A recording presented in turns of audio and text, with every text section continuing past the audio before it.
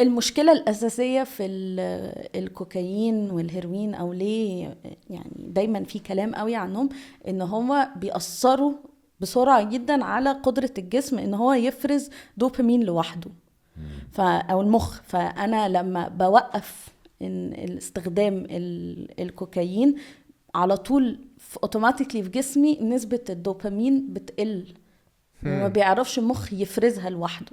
فعلشان كده بيحصل بعد كده الأعراض بتاعت ان الناس بتحس بقى ان هي مش قادرة، وان هي يعني عايزة المخدر بسرعة وكده. فعلشان يعني هي اللي بتعمله ان هي بتفرز دوبامين بتبايند للريسبتور ازيد من العادي، خلاص جسمك والجسم بيتعود بيتعود ان انت على بتفرزه من النسبة حاجة دي. بره.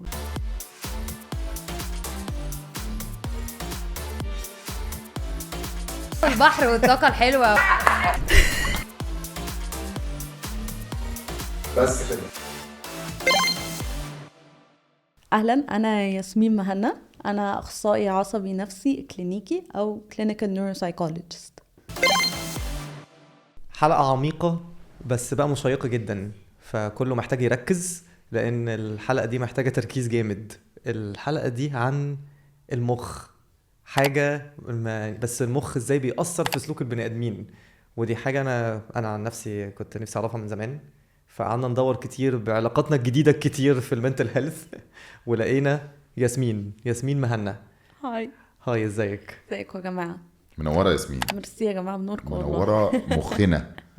انت النهاردة هتنوري ومخنا. اتمنى ان انا اكون مفيدة النهاردة. بس احنا هنبقى اغبياء شوية، هنبقى الحقيقة يعني. فاحنا هنوقفك في اي حاجة مش فاهمينها عشان تشرحيها تاني. طبعا. ماشي. انت بتعملي ايه؟ اوكي، انا اخصائي عصبي نفسي كلينيكي، او الانجليش ده بس وقف الحلقة لحد يلا يا عم. اخصائي عصبي نفسي كلينيكي. حلو. اوكي، اللي هو الكلينيكال نيوروسايكولوجيست. عشان بس نفهم الاول ايه نيوروسايكولوجي، لازم الاول نبقى عارفين يعني ايه علم نفس او سايكولوجي. سايكولوجي هي دراسة سلوك الانسان، ليه انا بتصرف بالطريقة اللي انا بتصرف بيها. وطبعا عندنا مدارس كتيرة قوي بتحاول تشرح السلوك، وحاجات كتيرة قوي شفناها في أفلام، وفرويد وكل الناس دي كانت بتحاول إن هي تشرح ليه أنا بتصرف بالطريقة دي. واحدة من المدارس دي اللي هو النيوروسايكولوجي، اللي هو علم النفس العصبي. وعلم النفس العصبي بيحاول يربط علاقة المخ بالسلوك. فأنا إيه بيحصل في مخي، أو مخي عامل إزاي علشان أنا أطلع أكون بتصرف بالطريقة اللي أنا بتصرف بيها. فأنا قاعدة دلوقتي مع باسل وكريم، انتوا شايفيني مركزين معايا وأنا بكلمكم، وانتوا عمالين تفكروا في الكلام اللي أنا بقوله. كل ده إن انتوا مخكم في حاجات كتير، أو مخنا كلنا بيحصل فيه حاجات كتير، وده الأوتبوت أو السلوك بتاعنا في الآخر. عايز اقول لك ان انا في مخي في حاجه ساقعه، رمله، بحر، مايو، ناس بتعدي. ده اللي بتتكلمي عن المخ، ده اللي في دماغي. يعني لو فتحتي هتزعلي او هتتبسطي اكشلي، هتشوف حاجات لذيذه جدا. في سيرك بقى، في حيوانات، في اصوات غريبه جدا. طيب يعني احنا النهارده هنتكلم عن ممكن احنا بناخد قراراتنا ازاي، او لما بناخد قراراتنا ايه اللي بيحصل. بنتكلم عن المخ لما بيعمل كذا، فده معناه ان انت عندك مرض كذا مثلا، فاحنا بنعالجه بكذا. طبعا انا هستعمل كذا كتير لان ما عنديش اي مصطلحات تمشي مع النيوروسايكولوجي يعني. ففي مواضيع كتيره جدا انا وكريم لما قعدنا نتكلم قبل الحلقه عايزين نفتحها معاكي، لان هي بالنسبه لنا فيها فضول رهيب. فنبتدي بليرنينج. اول حاجه التعليم. اول حاجه الناس دايما لما اي حاجه لها علاقه بالتعليم في الاول وفي الاخر انت بتحاول يا اما بتحفظ حاجه، يا اما انت بتحاول تفهم حاجه دي ازاي شغاله. انا نسيت اقول حاجه مهمه جدا. قولي. ان احنا لما دورنا ما لقيناش غير ياسمين اللي انت قلته. دورنا كتير. فانا عايز افهم حاجه، هو ما فيش في مصر نيوروسايكولوجيستس غيرك؟ التخصص نادر جدا جدا، وجزء منها ان هي حاجة جديدة، فناس قليلة جدا جدا يكاد يكون يعني ان احنا ما فيش. يعني ممكن تبقى انت فعلا الوحيدة، احنا بس ما نعرفش اذا في تاني ولا لا. بالظبط. اوكي. يعني هو السؤال اجابته عندك من الاخر. او خلينا برضو نوضح يا جماعه، نسافر بقى نجيبه من بره. خلينا نوضح بقى كمان ان احنا عرفنا نوصل لياسمين عن طريق دكتور عدلي. الف شكر يا دكتور. الف شكر. ميرسي بوكو. فلما نيجي نتكلم عن المخ وازاي نربطه بالحاجات اللي احنا بنستعملها من كل يوم، واحده من الفانكشنز او الحاجات اللي بنستعملها في المخ ان هو ازاي بنتعلم. التعليم ده ممكن يبقى بشكل ان انا بحفظ حاجه، او ان انا بحاول افهم حاجه شغاله ازاي فحاول اتعلم في الاخر ازاي انا ممكن اعملها، او ان انا اتعلم حتى طريق جديد. ازاي المخ بيتعلم حاجه جديده؟ اوكي، عشان بقى نجاوب الاسئله دي كلها، احنا ازاي بنعمل اي حاجه؟ اولا احنا لازم نبقى عارفين شويه المخ بيبقى شغال ازاي بابسط اشكاله. حلو. اوكي، فاحنا عايزين بس كده ايه نقدر نتخيل، وهنقول شويه terminologies معلش هي بس بالانجلش، مصطلحات بالانجلش. بس يعني الاهم من المصطلح هو المصطلح ده شغال ازاي. اوكي. او يعني المكان ده شغال ازاي. فاحنا هنبتدي من قدام لورا خالص. فاحنا قدام خالص عندنا حاجه اسمها الفرونتال لوب. الجبين. ايوه، من هنا هو نتخيل يعني ان هو اكنه قدام من عرق جبيني. ايوه، هنا الفرونتال لوب. ومن الجنب هنا هو من عند الودان كده اسمها التمبرال لوبس. ومن فوق هنا حته اسمها بارايتال لوب. واخر حاجه خالص الاخر لوب عندنا اسمه الاوكسيبيتال لوب. طبعا كلام كتير واسامي كتير هنحطه بس الموضوع بسيط، ابسط من كده. لا هو بسيط جدا. انا طول عمري شايف المخ نصين فصين. ايوه، ما طبعا احنا حلو. كل حاجه، بس خلينا الاول نشرح اللوبز فيها ماشي. ايه او احنا بنعمل ايه. انا هوصلكم لطريق اسرع. يلا بينا. فاحنا دلوقتي الفرونتال لوب بتاعنا مسؤول عن ان انت تاخد قراراتك ازاي، بتخطط ازاي، بكره هتعمل ايه. طب انا والله هخلص البودكاست مع ياسمين وخارج ورايا كذا وكذا وكذا. كل الحاجات دي كلها هنا في مسؤول الجبين. عنها اللي هي الحاجات المستقبليه وكمان صنع القرار وشخصيتك. اصعب حاجات اللي بتخلينا احنا بشر او بتخلينا احنا ازاي اصعب الحاجات الموجوده اللي بتفرقنا حتى عن الحيوانات هي بتيجي من الفرونتال لوب. This podcast is powered by VU, a mart in an app. حلو. ده اللي هو يعتبر كمان اللي جواه الايجو زي ما بيقولوا. يعني اوكي لحد ما اوكي اللي هو الانا. ايوه، اللي هو الانا بتاعي، انا والهي ولا اللي هو بيخليني اخد فاهم ايه اللي يفرق كريم عن باسل عن ياسمين. قراراتنا، شخصيتنا، كل الحاجات دي يفرقوا جبينه بالظبط. جبينه ماشي. دي الحته اللي قدام الفرونتال لوب. في الجناب عندنا اللي هو الجنب، من الجناب هنا في حاجه اسمها التمبرال لوب. التمبرال لوب ده مسؤول عن ان انا بتعلم ازاي والذاكره بتاعتي وتخزين الذاكره بتاعتي. فهو learning and memory او اللي هو التعليم والذاكره بيجي من التمبرال لوبس بتاعتنا. بيفرق من اليمين للشمال ولا الاثنين واحد؟ الاثنين واحد. احنا اللي هنا اللي على اليمين موجود على الشمال. هننزل على فكره صوره اللي انت بتقوليه ده عشان وانت بتشرحي يبقى مفهوم الحته اللي انت بتتكلمي عليها. بعد كده عندنا فوق هنا اللي هو ورا بعد الفرونتال لوب فوق التمبرال لوبس المكان اللي بنسميه البارايتال لوب. وده مسؤول عن ان هو يجمع كل المعلومات اللي بتجيلنا من الحواس بتاعتنا، الخمس حواس بتاعتنا. بس الشم مش من اكتر الحاجات اللي هو بيشتغل عليها. بيشتغل اكتر على النظر، اللمس، التذوق، بس مش الشم. الشم بيروح في الكتاف مثلا. وبعدين الاوكسيبيتال لوب مسؤول عن ان انا اخد المعلومات البصريه وان انا ازاي بترجمها وبطلع الاوتبوت اللي هو اللي انت شايفني وان انا شايفاك. ده بيجي من الاوكسيبيتال لوب. علشان العين اصلا مربوطه يعني في نظريات او ان بتقول ان الاوبتيك نيرف اللي هو ماشي، الخط اللي ماشي لو بنشوف منه actually جزء من المخ. فالعين مش اورجن، مش لوحدها، بيعدي على المخ يعني. هي جزء هو من أصلاً مستكملة المخ. هي كأن اللي انا فهمته صح لو انا غلطان ان اكن الجمجمه ضغطت على المخ فطلعت الحته دي قدام. فهي دي العين. فهي لا في توم اند جيري. لا بجد. ماشي. ده الحقيقه. فالعين اصلا جزء من المخ. وعشان كده بيقول لك العين ما بتكذبش. عشان اللي انت بتفكر فيه هتطلع على طول على بيقول العين. لك العين ما تعلاش عن الحاجه اه. عشان هي مفعوصه طالعه من المخ والعين بس- عليها حارس. بس هتفتي في المخ. لا والله بجد بس يا كريم لو مش سمحت، بهزر. الناس والله العظيم عشان بيقعدوا كده يقولوا بيقول إن لك لما بيقول لك ان انت ما حدش مش بيعرف، لو عايز حد تعرف اذا كان حد بيكذب او لا تبص على عينيه بسبب كده، لان مهما اتحكمت في اي حاجه في وشك مش هتعرف تتحكم في عينك لانها جزء من مخك. ده بجد صح ولا انا غلطان؟ انا على الجمله اللي انت قلتها ما اعرفش برافو عليك. الحقيقه. احنا الممثلين ايه ده؟ الممثلين بيقول لك بس- مثل بعينيك. بس اللي انا اقدر اقوله ان المخ العين جزء من المخ، طيب. الاوبتيك الحمد نيرف لله. جزء من المخ. الحمد السؤال بقى لله. بتاعك بتاع التعليم لو سمحت. ميرسي على احنا لسه الإضافة. محتاجين نكمل. ما خلصناش كده المخ ايوه لسه ما خلصناش، لسه ما قلناش جزء مهم جدا، جزئين مهمين جدا. هنتخيل ان ده المخ بتاعنا. اوكي احنا خلاص شرحنا اللي فوق اللي هو الفرونتال لوب والتمبرال والبارايتال والاوكسيبيتال. نخش بقى جوه المخ خالص. جوه بقى عامه كل الحاجات اللي جوه دي موجوده تقريبا عند كل الحيوانات، ان دي الاجزاء اللي مسؤوله عن ان انا ازاي مسؤوله عن التنفس، مسؤوله عن البربشه، مسؤوله عن كل الحاجات اللي احنا متحكمش فيها، اللي هي بيسكلي البرين ستام. بنسميها الحته دي البرين ستام. هنتخيل ان هي هنا، والعلامه الكويستشن مارك دي، العلامه الاستفهام دي اصلا كمان موجوده في المخ. لو بصينا على المخ هتلاقي فيه علامه استفهام كده. دي الليمبك سيستم مسؤوله عن مشاعرنا، مسؤول عن احنا بنحس بايه. دي اللي احنا ما بنعرفش نتحكم فيها بقى. ايوه دي الحاجات اللي احنا ما بنقدرش نتحكم فيها اوتوماتيكلي، بس هي مهمه جدا لينا اصلا للحاجات اللي فوق علشان تشتغل.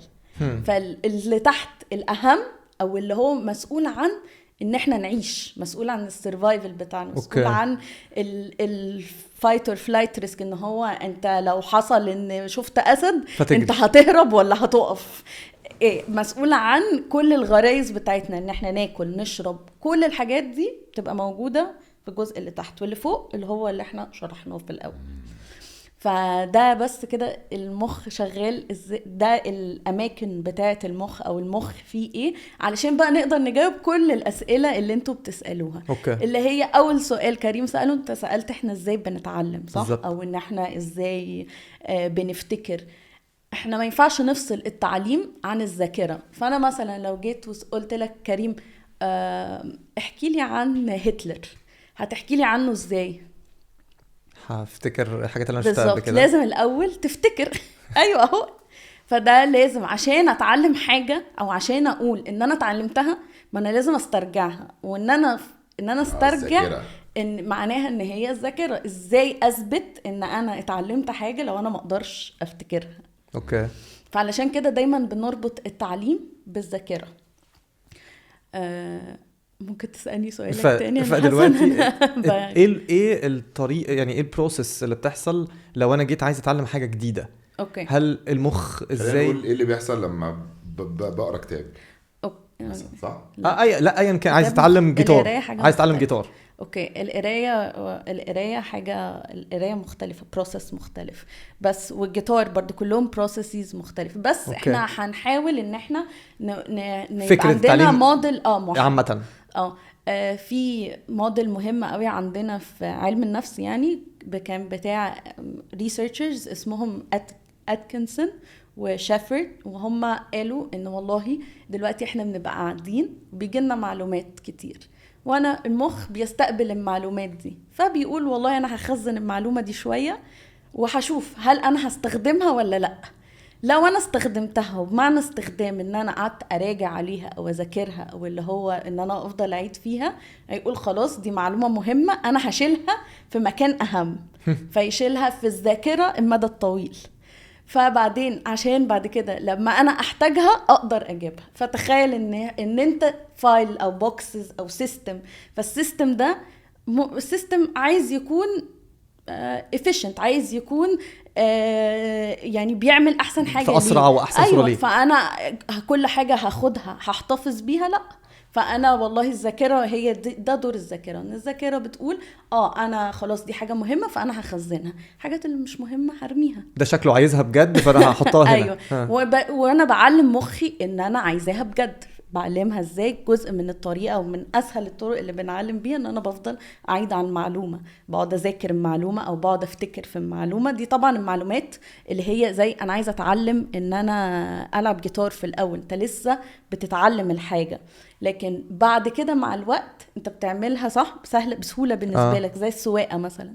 فدلوقتي السواقه حاجه كلنا بنعملها، معظم الناس بتعملها كل يوم، بس هو تاسك معقد جدا ومحتاج حاجه بنعمل. يعني لو فكرنا المخ بيعمل ايه علشان نسوق، هنشوف ان هو بيعمل حاجات كتيره جدا عشان الرجل والايد ايوه ده اللي هو الحركي او الموتور، بس كمان ان انت تركز. واحنا قلنا التركيز ايه اللي ممكن يحصل، التركيز والتخيل ان احنا ممكن يحصل. قلنا ان ده frontal lobe function، ان انا اقدر ان انا احفظ الطرق وان انا عارفه انا رايحه فين، ده memory، فده temporal lobe function.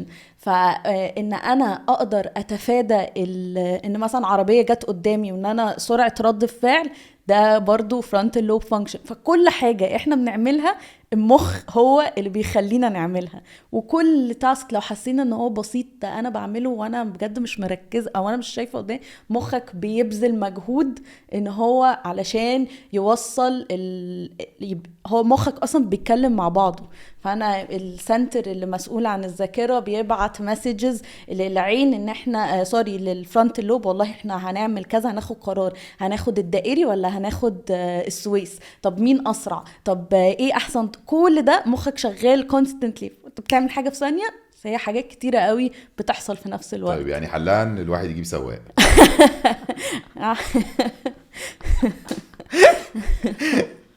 وكل ده بسبب ان احنا في الاخر الموضوع بقى اسهل واسهل، عشان هو بقى حطها من كتر ما احنا عملناها، فالمخ حطها في حته معينه قريبه قوي، صح كده؟ انت خلاص طالما انت بتروح، لو انت مثلا طريقك للشغل انت كل يوم بتمشي من نفس الطريق، فاوريدي خلاص انت عمرك بيجيلك احساس ان انت سايق وان انا وصلت ايه ده، انا وصلت ازاي. علشان خلاص انت جسمك بقى عارف ان هو والله انا ماشيه من الطريق كذا، فانا مش بفكر في رجليا هتدوس فرامل ولا بنزين ازاي، مش بتفكر انا همسك الدركسيون ازاي، مش بتفكر انا هروح الطريق منين، خلاص انا عارفه.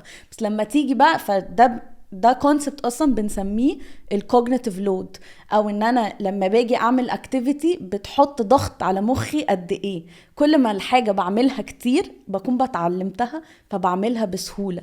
كل ما هي بتبقى حاجه جديده، حاجه فيها تشالنج، بتاخدني وقت اكتر ومجهود اكتر عشان انا لسه مش عارفاها، مش فاميليير بيها. طب بمناسبه السواقه يعني عشان بس في سؤال حضر، في ناس بتبقى بالنسبه لها الطرق عامه والخريطه كده، يعني انا اخده واقول له بقول لك ايه تعالى نروح عندي البيت، هوب تلاقيه بيجي من اي حته عندي البيت من غير ما يفتح الجي بي اس ولا جوجل مابس. وفي ناس حالتي لو عملتي ايه، يعني انا لحد دلوقتي بحط على الخريطه عشان اروح البيت. ايوه، هل ده غباء؟ لا. ولا بطء؟ لا. ولا ده ايه؟ في لوب مش شغال ولا لا الحته اللي ورا دي مش خالص. في حاجات احنا بنبقى اقوى فيها من حتة تانية.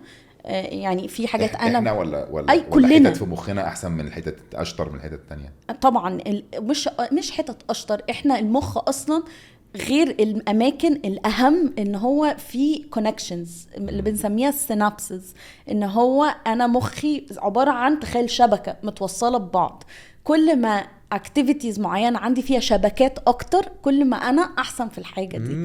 اللي انت بتتكلم عليه انا ليه مش كويس في السواقه، جزء من المهم جدا من ان انا مش ببقى حافظ الطرق او مش قادر اتخيل. والله انا دلوقتي ماشي في شارع عباس العقاد، لو دخلت يمين هيوديني فين، طب لو دخلت شمال هيوديني فين. في ناس بتجيبها كده، اللي هي حتى مكان جديد بالنسبه لها بتبقى عارفه ان انا لو لفيت دخلت يمين في شمال هرجع تاني في نفس المكان. ده بنسميه فانكشن اسمه فيجوال سبيشال فانكشن، ان انا قدرتي على ان انا افهم انا مكاني فين وان اقدر اجايد نفسي في المكان ده. وراثي يعني مولود بيه ولا لا؟ ملناش دعوه بالوراثه خالص، ولا ده بسبب كميه الشبكات بقى اللي انت بتقولي عليها؟ ايوه الشبكات. فكل ما الشبكات بتزيد، طب هل الشبكات دي بتزيد بالتعليم؟ أيوة. لو قعدت راجع عليها اكتر واكتر واكتر، لو اتمرنت عليها مش لا بس ان انا لا معلش انا بس كان يعني هو اللي بيقوله تمام جدا، بس انا سؤالي كان مختلف. يعني انا قصدي ان هو بيقول بالتعليم، فانا كل يوم هروح البيت هوصل لمرحله مش هفتح الخريطه. بالظبط. لا انا مش هو ده سؤالي، انا بتكلم ان انا دلوقتي في واحد باخده ألبانيا، بنسافر ألبانيا ونقعد في اوتيل وننزل مره نروح حته، فجاه هو انا عايز اروح اخش لو دخلت يمين بعد كده في شمال على طول هتلاقي السوبر ماركت اللي احنا رحناه من 6 ايام. انا لو عملت ايه يعني مش هقدر اوصل لهذا السوبر ماركت مع اني رحته من 6 ايام في بلد جديده. فانا مش قصدي ان هو يتعلم، انا قصدي أيوة ان فاهمة. هو يعني ايوه، ما هو برضو تعليم، انه اتعلم لوجيك الخرايط، اتعلم لوجيك ان ازاي اقدر في دماغي اجايد ان انا ازاي اقدر اتخيل المكان ده. فانا بنتعلم تكنيكس زي بالظبط الناس اللي بتشتكي من ان هي مش بتفتكر كويس او ان هي مش بتركز كويس. ما احنا بنشتغل ان احنا نفتكر كويس، وان احنا بيبقى عندنا تكنيكس ان انا ازاي احسن التركيز بتاعي، اعلي التركيز بتاعي، ازاي احسن ان انا افتكر احسن او نوع المعلومة اللي انا افتكرها. ففي ناس بتفتكر المعلومات البصرية اسرع بكتير قوي من المعلومات اللي هي بتتقال بالكلام. ممكن انت تكون واحد منهم، معلوماتك مثلا البصرية، ان انت بتفتكر حاجات بصرية بالنسبة لك اصعب، مع طبعا الفيجوال سبيشال فانكشن بتاعك. اوكي. طيب سؤال بقى وعايزك تشرحيه على محروس هو البودكاستر الثالث بتاعنا، بس انا قلت اجيبهولك يعني ايه عشان برضو ايوه تشرحي برضو عليه. اتفضلي يا فندم. شكرا. بس خلي بالك منه عشان ده كان معانا حاضر. اهلا توفى محروس. الله. دلوقتي في العلاقات والحب والمشاعر ده، عشان انا طبعا رومانسي جدا. انتي قلتي ان المخ عامل كده وفي هنا حاجه أيوة. زي علامه استفهام. ايوه الليمبك سيستم. الليمبك الليمبي. أيوة. الليمبي بقى ده بتقولي ان احنا ما بنعرفش نتحكم فيه، صح؟ وهو ده اللي فيه مشاعرنا اللي هو أيوة. هنا ده، صح؟ مش ان احنا ما بنعرفش نتحكم فيه، كل ما الستراكشر، كل ما الحاجه بتبقى جوه اعمق، كل ما احنا التحكم بتاعنا فيه اصعب، بيقل. حلو قوي. في حتت زي البرين ستام دي احنا ما بنقدرش نتحكم فيها، ولو ان برضو يعني مثلا ان قلبك، ضربات القلب ده احنا مش بنعمل فيها حاجه. انت طول ما انت قاعد قلبك بيدق، طول ما انت قاعد عينيك بتبربش، فدي اوتوماتيك الجسم بيعملها. المشاعر احنا بنقدر نتحكم في مشاعرنا بس اصعب. طيب سؤالي بقى، لما يجي مثلا بيقولك الحب من اول نظرة، ايوه، هل ايه اللي بيحصل؟ العين بيشوف الشخص بتبعت رسالة للي ورا، فاللي ورا بيبعت جوه، فاللي جوه بيقدرش يتحكم فبيحصل الحب المعين، ولا ده كل ده اشتغالات وروايات؟ وهل في كيمياء معينة بتحصل؟ يعني دلوقتي محروس شاف واحدة حس بحاجات غريبة قوي، ايه اللي بيحصل؟ اوكي. اولا في نظريات كتير، بس خلينا يعني ناخد واحدة منهم. ان احنا دلوقتي والله انا بشوف احنا الاول عشان نتكلم بس عن الكيمياء او ايه اللي بيحصل، احنا في انواع من النيورو ترانسميترز لازم نتكلم فيها، وهنتكلم عن 2 سهلين جدا معظم الناس عارفاهم، الدوبامين وفي الكيس دي الاوكسيتوسين. النيورو ترانسميترز دول اللي هي اعصاب بتوصل رسائل، ان هي صح؟ مش الاعصاب نفسها، زي هرمون كيميكال اوكي بيتوصل بيتبعت كونكشنز بين السيناب يعني بين النتوركس. اوكي رسائل بتتبعت.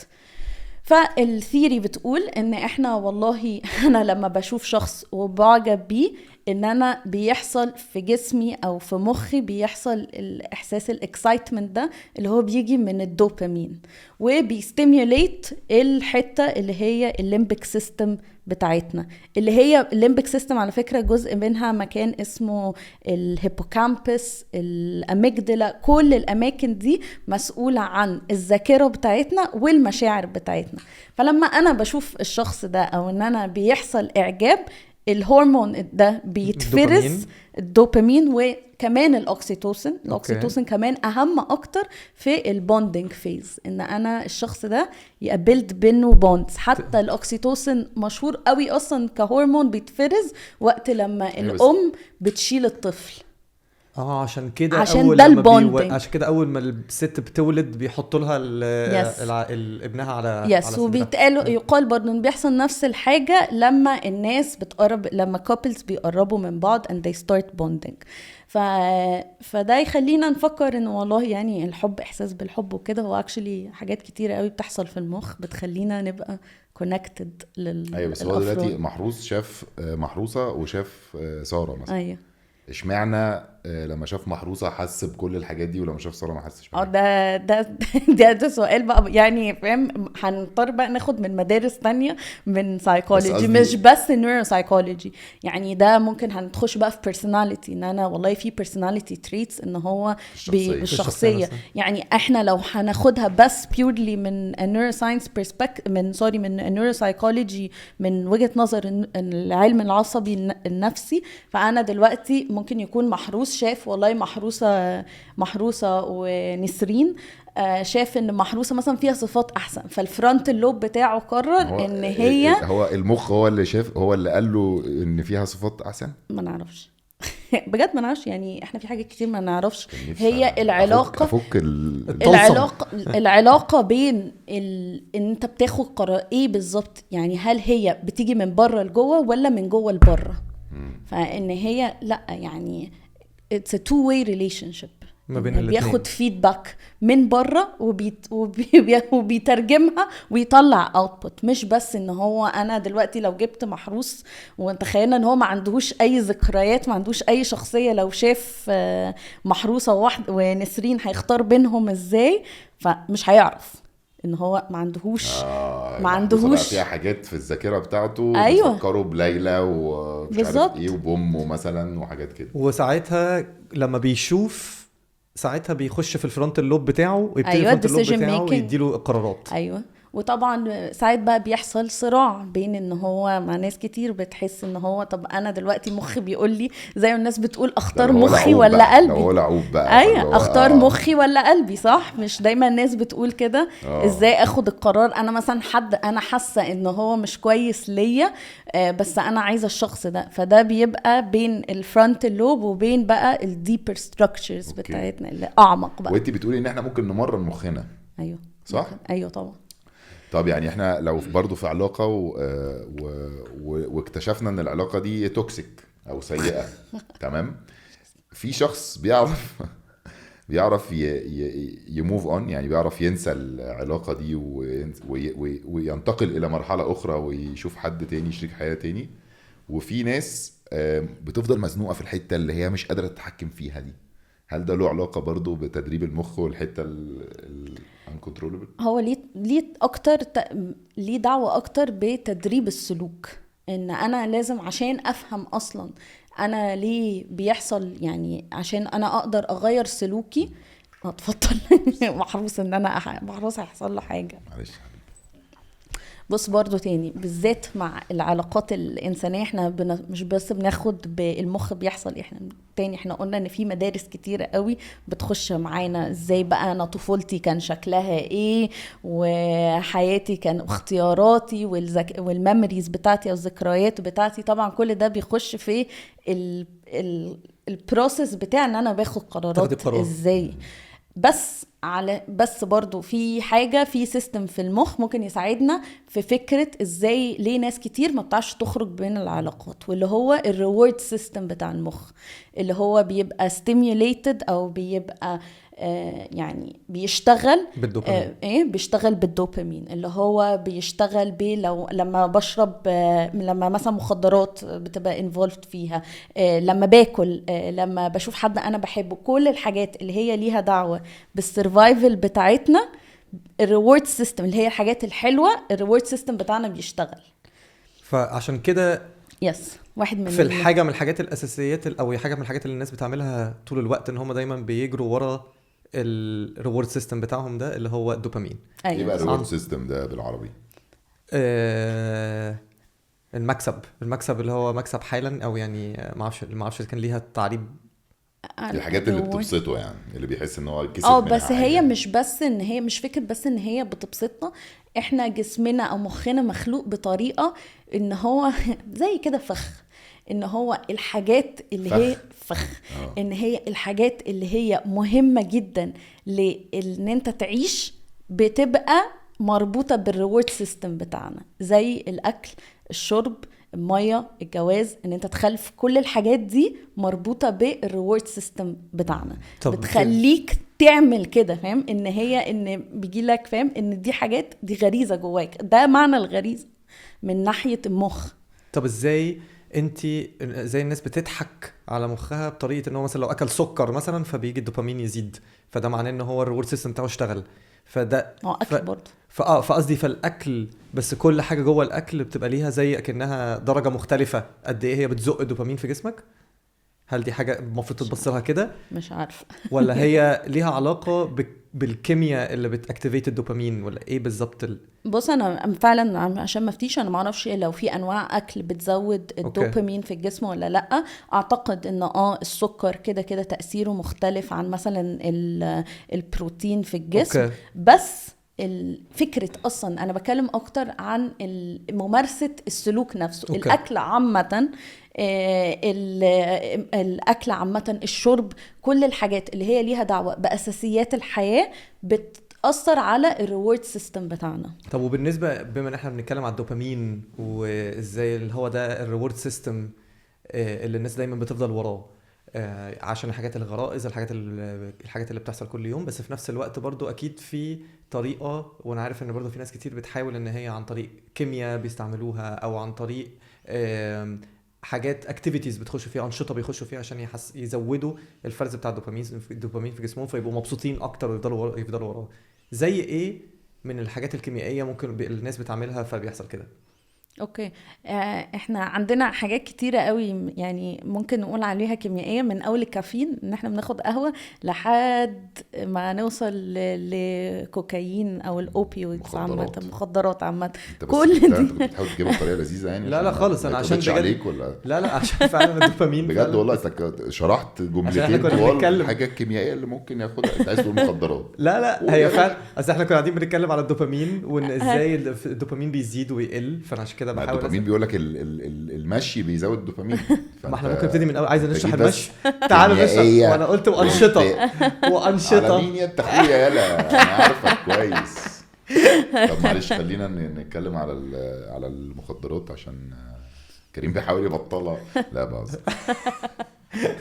ايه الحاجات المخدرات بتأثر ازاي في مخ الانسان؟ اوكي، هو العقل هو المخ؟ العقل هو المخ؟ لا، اعتقد ان هو بالعربي اللي هو العقل اللي هو البرين المخ هو البرين والمايند هو العقل. اوكي معلش ده كان حاجه كده. لا مش مشكله. اوكي. فاحنا قلنا نرجع تاني، قلنا ان احنا عندنا من اول الكافيين ان هي بنعتبرها سبستنس مخدر، او لحد نوصل للهيروين، كوكايين، الاوبيويدز عامه. فعندنا يعني مساحه كبيره قوي بين الحاجتين يعني. عايزين نتكلم عن المساحه الحمراء دي، المساحه اللي على الشمال اللي في الاخر دي. فمثلا فكرة ان انا لما طبعا باخد مثلا كافيين بنسبة معينة هو بيأثر على التركيز بتاعي، على قدرتي ان انا افتكر احسن. فالدراسات بتقول ان انا لما باخد حجم معين من الكافيين، مش كتير قوي ولا قليل، بنسبة معينة هيأثر، هيخليني ان انا اركز احسن وافتكر احسن. وطبعا كلنا اصلا بنعمل كده تقريبا كل يوم الصبح. كام مليار بني آدم بيصحى الصبح بيشرب قهوة الصبح. طبعا لما القهوة بتزيد وكده بتخلي بقى ان احنا احساس ضربات القلب بتزيد، التوتر بيزيد، علشان بقى ان انا السيستم بتاعي خلاص ده اوفرلود عليه. في انواع مخدرات معينة عايزين نتكلم هو بيعمل ايه في المخ. يعني مثلا الحشيش بيعمل ايه؟ اوكي. احنا برضو خلينا نرجع تاني نتكلم بس سريعا ايه فكرة الريورد سيستم. بس دايما بنرجع. معلش انا برجع كتير. انا برجع على طول. معلش هحاول ما ارجعش على طول. نرجع براحتك. الريورد سيستم بتاعنا بيفرز اوتوماتيكلي الدوبامين. في حاجات بتخليه يفرزها اكتر، منها زي ما قلتوا المشي والحركة، المشي والجري وكده. وفي مساعدات خارجيه زي المخدرات. ايه الاماكن اللي في المخ لما باخد الحشيش بتبقى لما باخد الحشيش بتأثر في المخ؟ طبعا قلنا الليمبيك سيستم بتاعنا والتمبرال لوبس اللي هي الاماكن اللي فيها الذاكره، وطبعا قدرتي على ان انا اخد قرارات اللي هي بتيجي من الفرونتال لوب، والموتيفيشن بتاعنا اللي هو العزيمه بتاعتنا. كل الحاجات دي بتتاثر باي نوع مخدر. هي العزيمه فين في المخ؟ في الفرونتال لوب. في الفرونتال لوب. اوكي. في الفرونتال لوب. الحشيش بيعمل ايه؟ الحشيش بقى بيعمل ايه؟ الحشيش والله لما الناس، الدراسات بتوري ان الناس لما بتاخد الحشيش السلوك الناتج عليها ان احنا قراراتنا، سرعة استيعاب المعلومة بتقل بكتير، سرعة رد الفعل بتقل بكتير. فعشان كده دايما الناس فاكرة ان السواقة مثلا مين مفروض ما يسوقش، الناس اللي بتشرب كحوليات بس. لا، حتى كمان الحشيش بيخلي قدرتنا ان احنا نسوق بتقل، علشان بيأثر على ردود الفعل بتاعتنا، وطبعا بيأثر على المزاج بتاعنا، علشان واحساس ان انا حاسه ان انا في عندي هدوء وكده. فعلشان انا اوريدي بغير في الوقت ده اللي انا واخده فيه المخدر، بغير فيه المخ بتاعي. بس ليه بيحصل كده؟ ليه يعني ليه التأثير ده بيحصل؟ بسبب ايه؟ يعني ايه اللي بيحصل في المخ تغيير بسبب ان انا خدت الحشيش فحصل كده؟ ايه اللي بيخلي انك استيعابي يقل؟ وايه يعني ايه علشان السبب؟ هو ده، عشان هو بيخبط الاماكن دي، الريسبتورز، السينابسز بتاعتنا لما بتمسك في الخلايا او الحته اللي مسؤوله عن ان هي تستوعب المعلومات، تستوعب الالكتريك، المعلومات الكيميائية اللي بتتوصل بين النتوركس او الشبكات اللي في المخ. الاشارات اللي بتستقبلها بتخلي ان دي النتيجة في الاخر، ان انا ابقى ابطأ، ان انا ابقى مش قادرة اركز، زي ما احنا قلنا يعني. فتقريبا كل المخدرات بتشتغل تقريبا بنفس الفكرة، ان احنا عندنا بنخبط الريورد سيستم، وعلى حسب الريسبتورز اللي هنمسك فيها هيبتدي اشوف افكت، اشوف بقى التركيز بيقل، اشوف ان الذاكرة بتاعتي بتبتدي تبقى مشوشة ايا كان. بس هو في الاخر تقريبا هو نفس البروسيس، هي النتيجة اللي في الاخر هي ممكن تختلف من مخدر للتاني. فهو بيأثر على الرسائل اللي رايحة في الشبكات دي. بالظبط. اوكي، شكرا. وده كل الهوائيات بقى. انا محتاجة ترجمة انا. ايوه، الحاجات اللي بتتشرب صح. لأول مرة النهاردة احنا اللي هنترجم. ايوه. يعني قصدي الماريوانا، البنج، كل ده زي الحشيش. بس هو ممكن يبقى كونسومد مش بس بالتدخين، صح؟ مش هوائية بس، ممكن تتاكل. في ناس بتاكل الحشيش. ده صحيح. ده هي اللي بتترجم لك يا عمر. طيب الحاجات بقى اللي فيها بتهيألي هي دي الحاجات دي فيها كيمياء اصلا يعني. يعني ماريوانا وكده مش دي بيتعالجوا بيها في بلاد تانية يعني نوع من الكيمياء يعني لسه. ما هو حتى لو هي ناتشورال لو طبيعيه، بس هي جواها هي نفسها. طب والكوكايين بقى والهيروين والحاجات اللي هي الخطر دي؟ المشكله الاساسيه في الكوكايين والهيروين، او ليه يعني دايما في كلام قوي عنهم، ان هم بيأثروا بسرعه جدا على قدره الجسم ان هو يفرز دوبامين لوحده، او المخ. فانا لما بوقف استخدام الكوكايين على طول اوتوماتيكلي في جسمي نسبة الدوبامين بتقل، وما بيعرفش المخ يفرزها لوحده. فعلشان كده بيحصل بعد كده الاعراض بتاعت ان الناس بتحس بقى ان هي مش قادرة، وان هي يعني عايزة المخدر بسرعة وكده. فعلشان هي اللي بتعمله ان هي بتفرز دوبامين، بتبايند للريسبتور ازيد من العادي. خلاص جسمك بيتعود على النسبه دي بالظبط. فهل ده معناه ان الريورد سيستم بيبوظ، ان هو بيبقى حتى الحاجات الاساسيات اللي انا بعملها في حياتي اللي كنت بكسب عليها نقط في الريورد سيستم بتاعي فجأة ما بقتش بتحصل؟ فانا بقيت على طول زعلان، على طول عندي مش بس ان انا زعلان، ان هي انا كمان مش حاسه ان انا مش قادره، ان مش عارفه اعيش. فعلشان كده ان انا حتى بتلاقي ان الناس دايما يعني كلام ان هو انا اتعودت على المخدر، فيبتدي يزود جرعه النوع المخدر ده اللي هو التوليرنس اللي الناس بتقول عليه ان انا خلاص انا اتعودت عليه، ان حتى ده اصلا ما بقاش كفايه بس علشان تاثيره الدايركت للريورد سيستم بتاعنا. والاكستسي بقى بياخدوه في الحفلات ده دوبامين برضو اكيد. كلهم بنفس مش بس يعني مفيش فرق بين مش كده، مفيش، لا طبعا في فرق، في نيورو ترانسميترز موجوده تانية، بس الدوبامين اشهرهم. اوكي. وعلشان كده احنا بنتكلم عليه اكتر بس. طيب وبالنسبه بره بقى الحاجات المخدرات والكلام ده كله، بره الحاجات الوحشه، حاجات بقى تانية زي مثلا السوشيال ميديا والتليفون. أيوة. هل هم بيمشوا بيحصل نفس البروسيس، نفس المشكله؟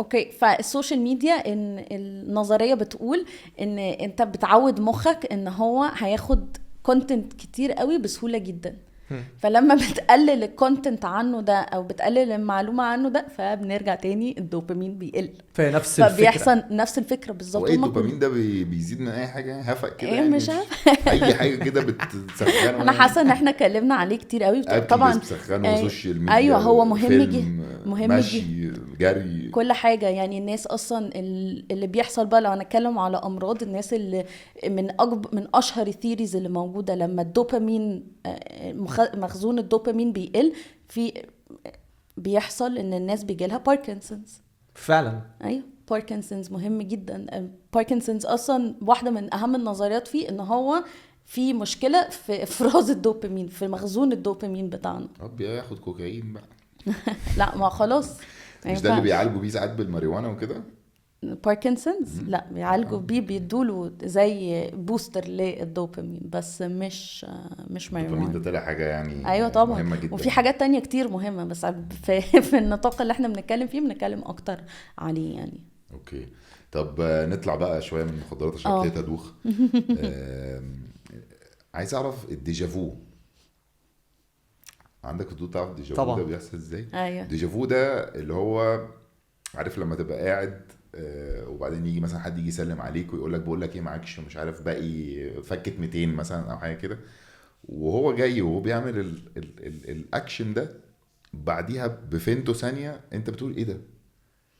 انا الحوار ده شفته، الحوار ده حصل لي قبل كده، الحوار ده انت جيت وطلبت مني فكت 200 قبل كده وانا قاعد لابس ده مش عارف ايه. ايوه نفس الموقف هو ده الديجافو. ايوه تحس ان انت حصل لك او ان اللي بيحصل لك ده حصل لك قبل كده. ده بيحصل ليه بقى؟ اوكي ديجافو مش من اكتر الحاجات اللي اتدرست، بس النظريات عامه اللي موجوده اللي عندنا ان هي بتبقى المخ النتوركس عندنا في مخنا او الشبكات عندنا في مخنا عماله تبعت رسائل للذاكره ان الموقف ده حصل قبل كده، فالذاكره تروح بعته زي تشيك كده مع الفرونت اللوب، والله ممكن تقولي لي الموقف ده حصل قبل كده ولا لا، فتقول لها لا الموقف ده ما عدناش عليه قبل كده، فعلشان كده انت بتحس ان هو ديجافو، ان جالك رساله من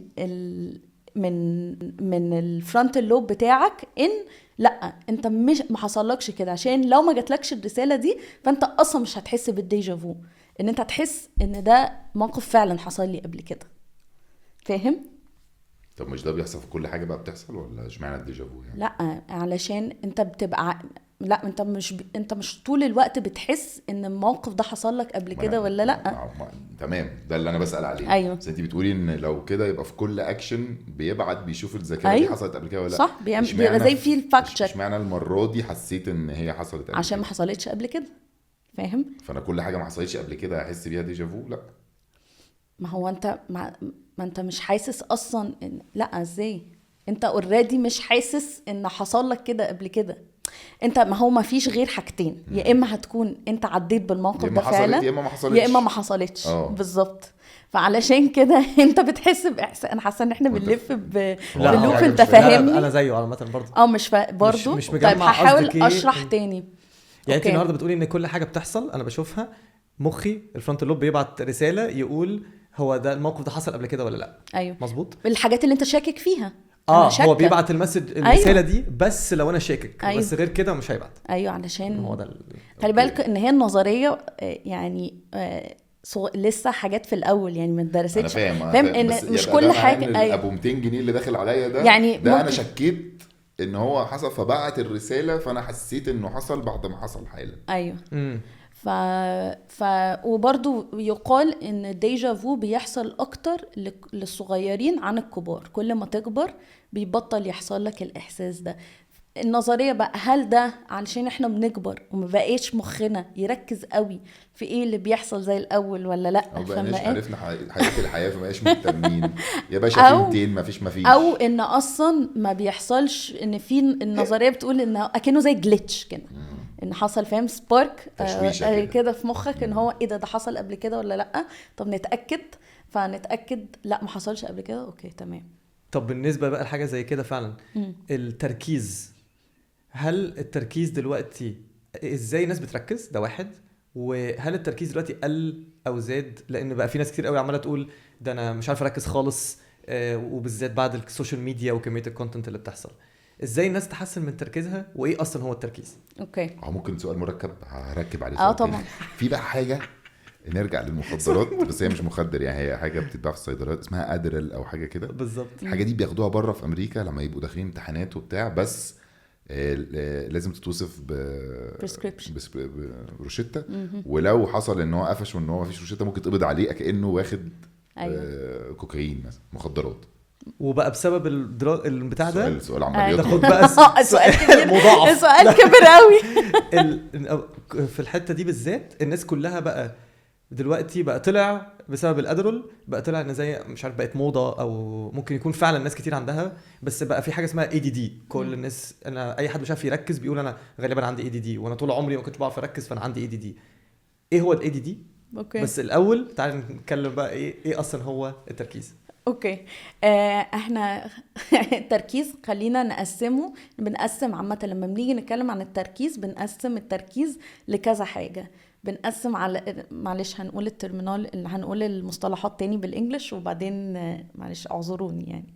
فاحنا عندنا التركيز البسيط جدا اسمه السيلكتيف اتنشن، ان هو ان انا ببص على حاجه واحده واركز عليها.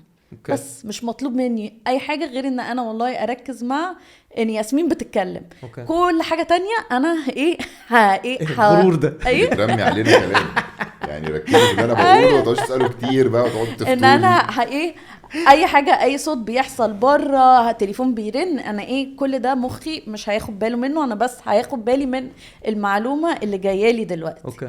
في بقى عندنا حاجه تانية اسمها الديفايدد اتنشن، ان انا اقدر اخلي نفسي ان انا اركز في حاجتين في نفس الوقت.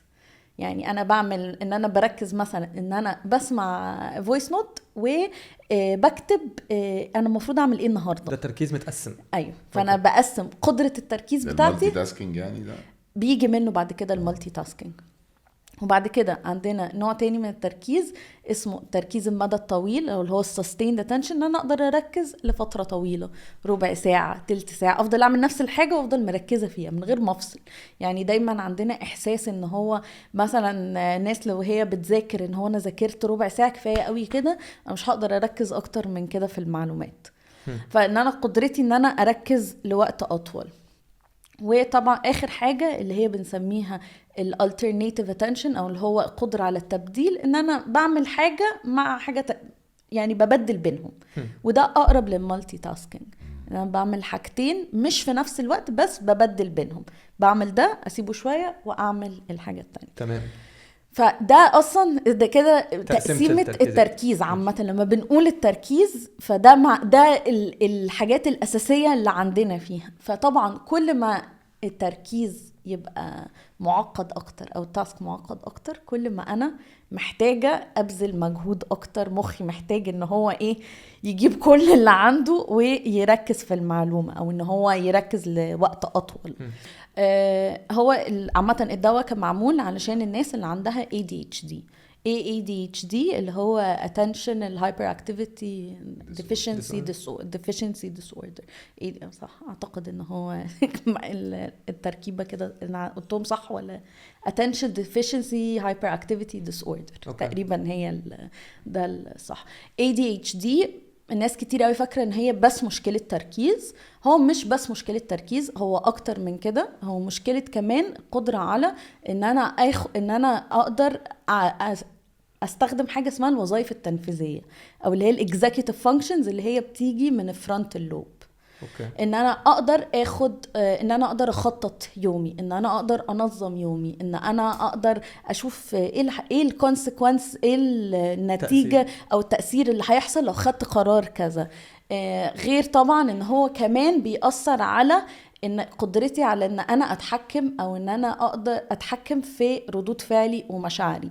فناس كان كتير قوي الكلام ان هو ADHD، ان انا مش قادرة اركز، وان انا ممكن يكون عندي فرط حركة او بتحرك كتير. بس دلوقتي بقينا عارفين ان هو لا، هو داخل فيه حاجات كتير في المخ، يعني structures كتير او اجزاء كتير في المخ بتخلي فعلا ان هو الحياة اليومية فيها صعوبة ان انا اقدر اعمل اللي كل الناس بيعملوه بسهولة جدا. بس هو ايه المشكلة اصلا؟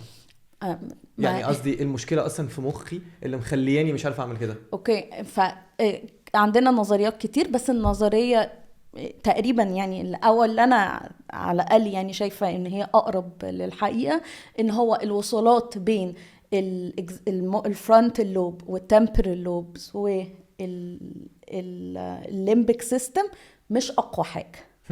فان احنا المعلومات او سرعة النقل المعلومات بين اللوب اللي هو الحته المسؤول عن ان انا اركز ازاي، وان انا اخد قرارات ازاي، وان انا افتكر انا المفروض اعمل ايه، وان انا اتحكم في مشاعري عامله ازاي، تقريبا الوصلات بينها مش قويه زي الناس اللي ما عندهاش ADHD. اوكي. هل انا جاوبت على السؤال؟ بس يعني ده كأن مثلا بيحصل، هل بيبقى فيه كأن رسائل كتير قوي كأنها أيوه. بس الرسائل دي مش ماشيه مظبوط او بالظبط. أوكي. ان النتوركس مش ان الشبكات مش ماشيه زي ما المفروض تبقى ماشيه.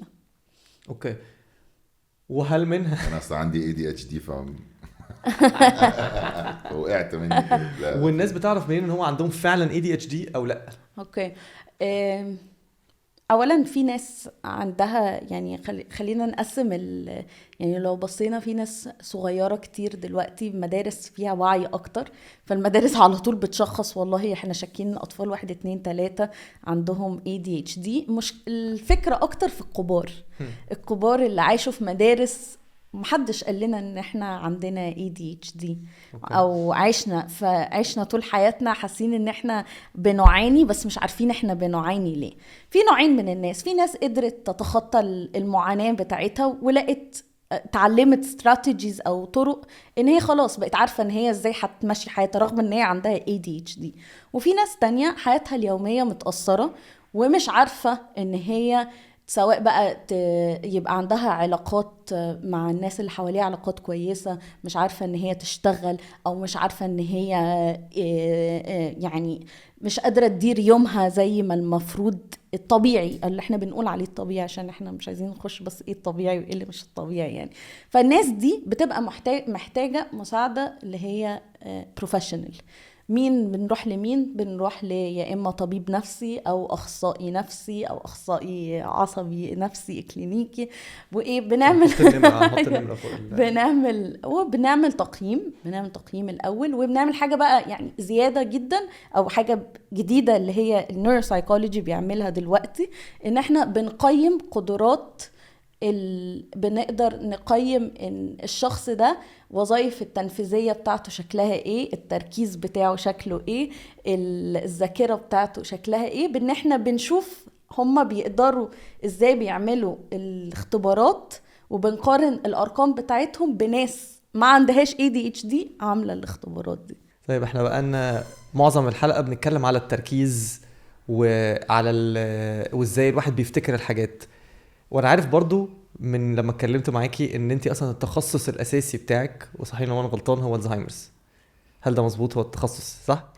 يعني امراض عامه الذاكره اكتر، مش بس الزهايمرز. أوكي. بس طبعا اشهرهم هو الزهايمرز. ايه اللي بيحصل وايه هو الزهايمرز؟ وهل في الزهايمرز مبكر فعلا؟ ده اللي هو عندي ولا ما فيش حاجه اسمها كده؟ لا، في حاجه اسمها الزهايمرز early onset، بيسموه early onset الزهايمرز. بس الاول يعني خلينا نقول شويه حاجات. هو الزهايمرز مرض بيجي في المخ. لسه مش عارفين قوي المرض ده بيجي ليه، بس النظرية دلوقتي بتقول ان بيحصل حاجة في المخ اسمها تاو بروتين، بيحصل بيلد اب في المخ، يعني بتفضل تتكون في المخ، فبتأدي الى ان الخلايا اللي في المخ بتموت، او ان هي ما بتبقاش الشبكات قادرة تأدي نفس الوظيفة اللي كانت بتأديها، فبيحصل التغييرات الكتير بقى اللي احنا بنشوفها، اللي هو اشهرها النسيان. وعامة اكتر مرض موجود في مصر مش اللي هو شبيه بالالزهايمرز اللي بنسميه vascular dementia او mixed dementia، اللي هو بيبقى vascular dementia على الزهايمرز، على الزهايمرز ديزيز يعني. هي احنا برضو في حاجة احنا ما اتكلمناش عنها قوي، علاقة القلب والمخ. يعني ما القلب ما المخ ده مش بس خلايا موجودة فيه وشبكات، فيه برضو أوعية دموية موجودة فيها، وفي دم ماشي، هو ده اللي بيدي الأكسجين، علشان كده احنا قادرين أصلا نعيش. فمع كبر السن، ان احنا بنكبر، وان احنا طبعا حياتنا اليومية فيها ايه، سواء الناس، سواء التدخين، سواء الاكل الغير الصحي، وحتى الاكل الصحي، بس عامة واحنا بنكبر بيبتدي يحصل زي جلطات صغيرة في المخ. فالنظرية ان احنا كل الجلطات دي لما بتزيد بيبتدي يحصل اللي هو الضمور، او ان هي الخلايا بتموت، وده اللي بيحصل منه vascular dementia.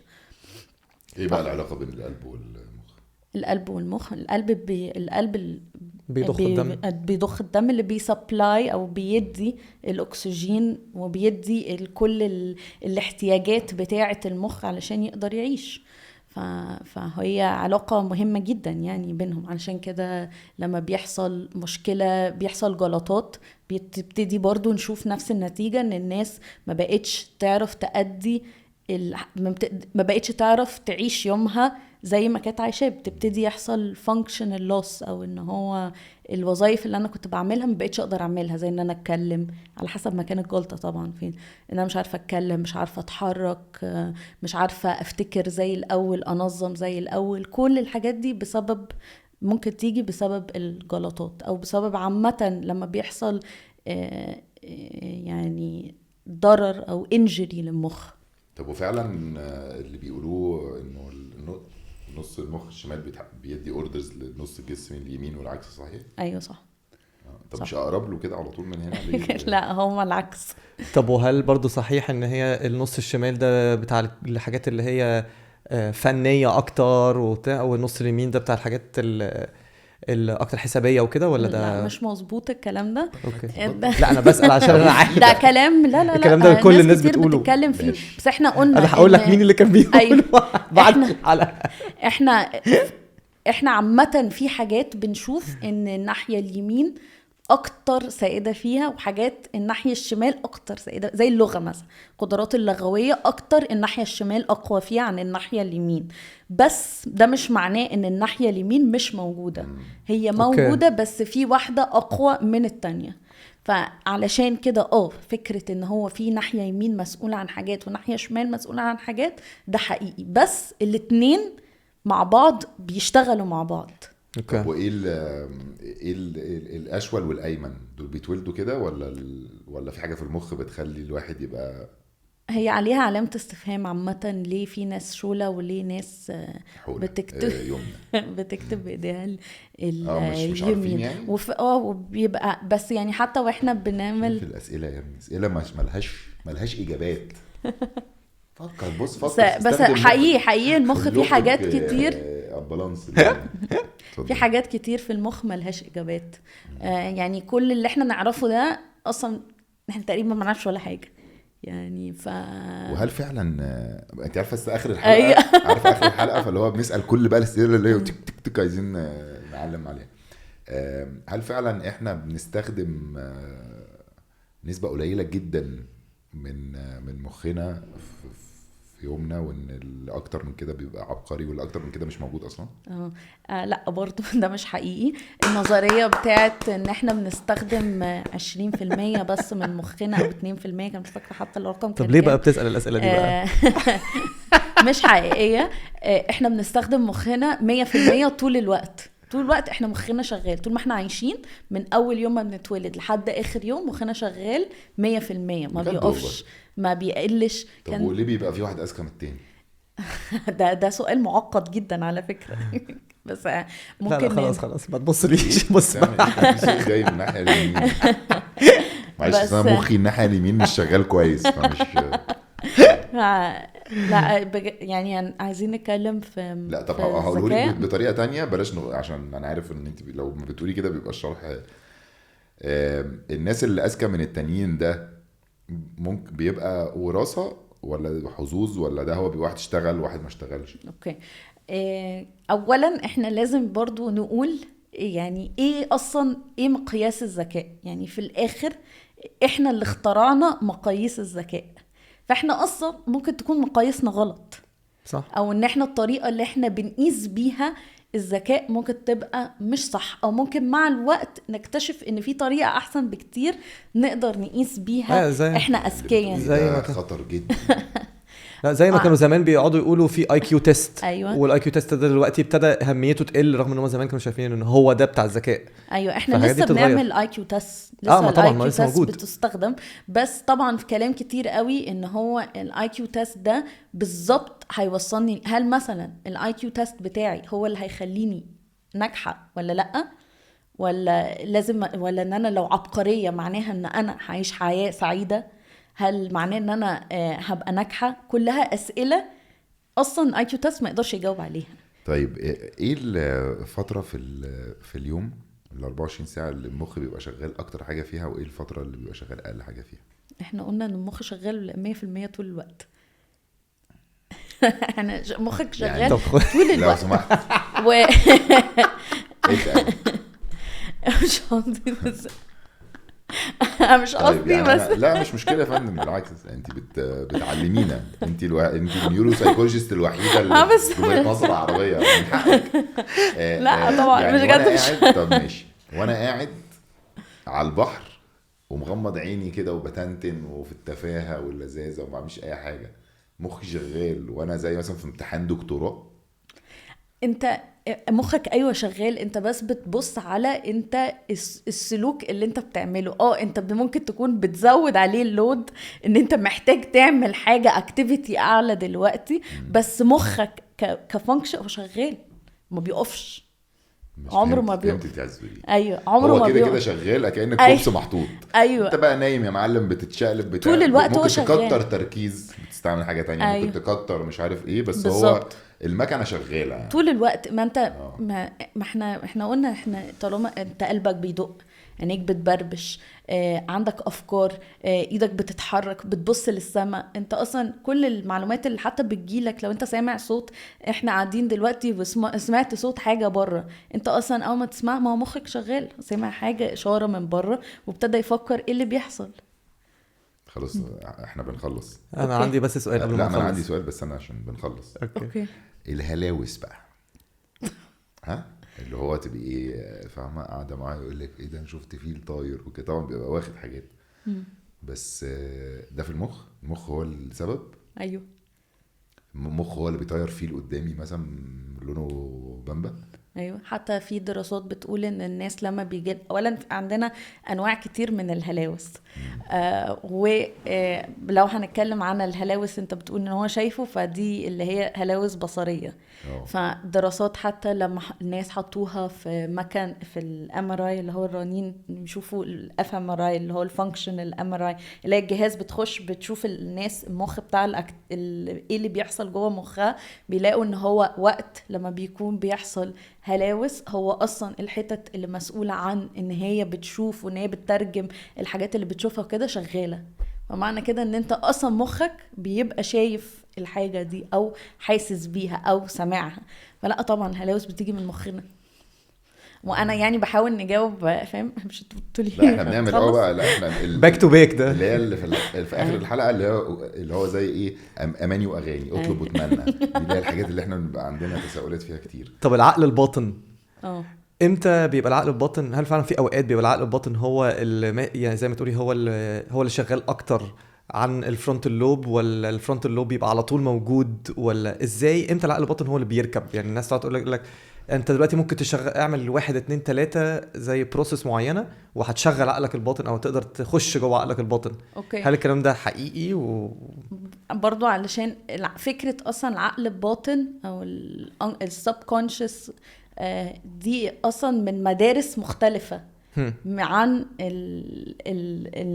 العلم النفس العصبي. اوكي. فاحنا كده بنحاول نربط المدارس ببعض. أوكي. حقيقي انا معرفش، انا مش عايزة افتي، خليكي معانا انا اسئلتي مش عايزه افتي خالص على ان ايه اللي بيحصل، ايه ازاي ايه الحاجات، ايه بالظبط الميكانيزم اللي بيحصل في المخ علشان أوكي. يبقى فيه subconscious behavior، يعني حاجات بتحصل وانا مش واعيه ان هي بتحصل.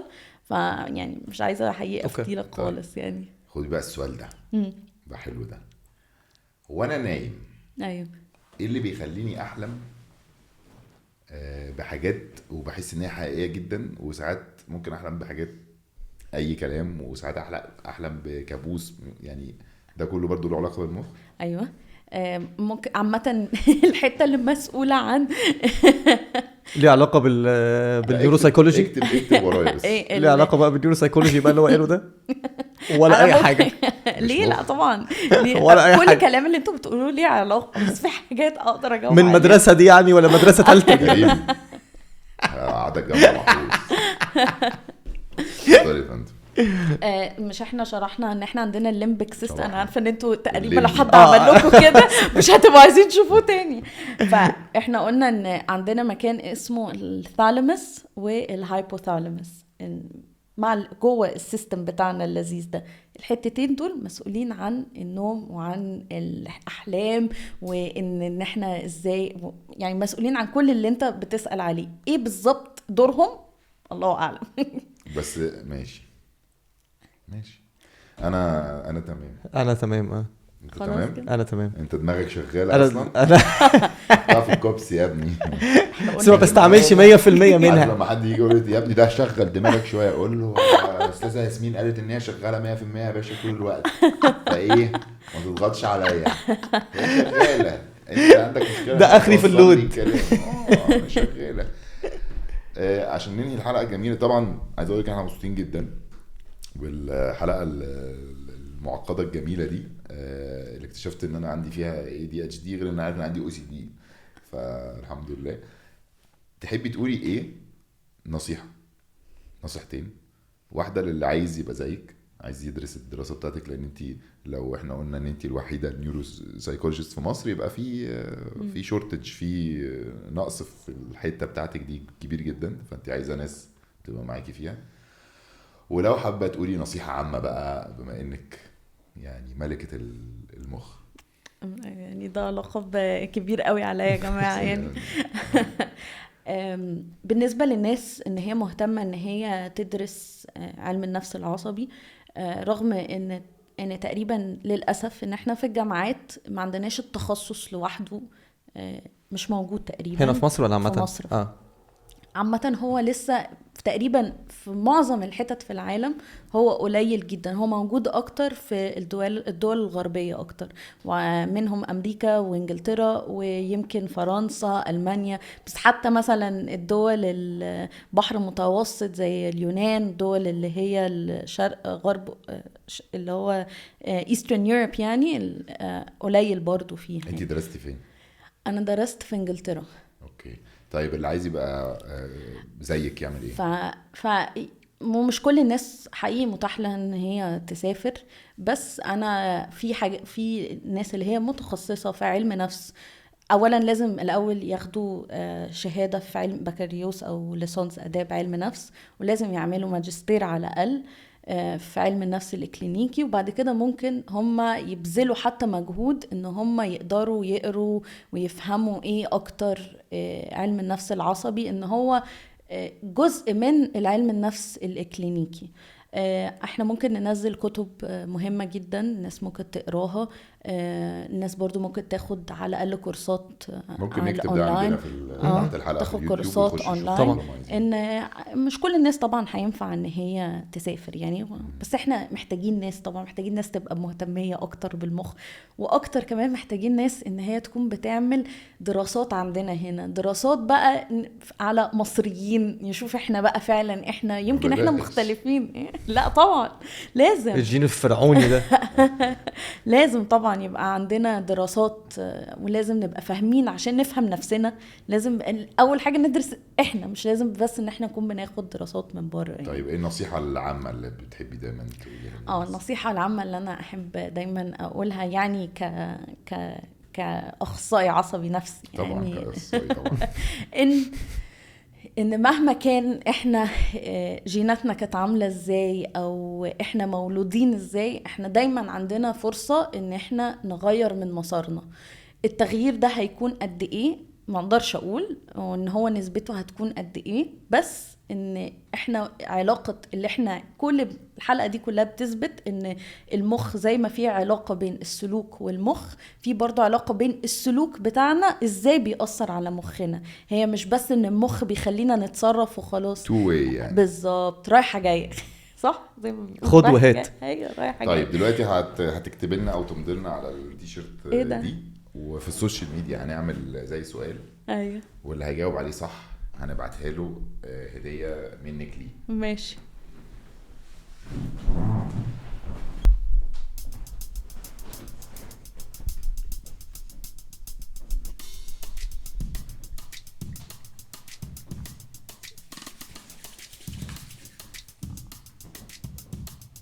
ممكن انا اخد التيشيرت طيب؟ ممكن. اتفضل. ميرسي ياسمين، نورتينا ميرسي جدا، ميرسي قوي، ونورتي دماغاتنا. ميرسي قوي، انا اتبسطت جدا. وإن شاء شكرا الله قوي يبقى ان انتوا في سمعتوني. حلقة تانية كده نخش بقى فيها عن نمسك حته حته بقى نخش جواها. نفصص المخ ده فصيصة فصيصة. ماشي، لازم نكمل فص استفنديات واحد كده. اهو. هنبتدي بالفص ده. والليمبي ده بقى سيبك منه عشان الليمبي ده مش تمام. ده عامة ده مش انا اللي اخترعت مثلا حاجة زي كده، هو لا ما دكتور احنا فاهمين. الدكتور اسمه لا، دانيال بس سيجلمان، عشان برضه لا طبعا كل واحد ياخد حقه يعني. سيجلمان هو اللي عمل الموديل اللي احنا شكرا ليك يا نقدر دكتور نشتغل. سيجلمان. ايوه حاجة كبيرة قوي بودكاسترز لدكتور سيجلمان. ايوه. اهو. بيس اند لاف.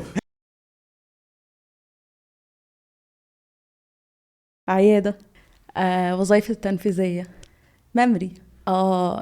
حشيش بمخدرات بتيجي في دماغي. اختي. لندن. انجلترا. لندن. يا راجل. ده بيجي في دماغي.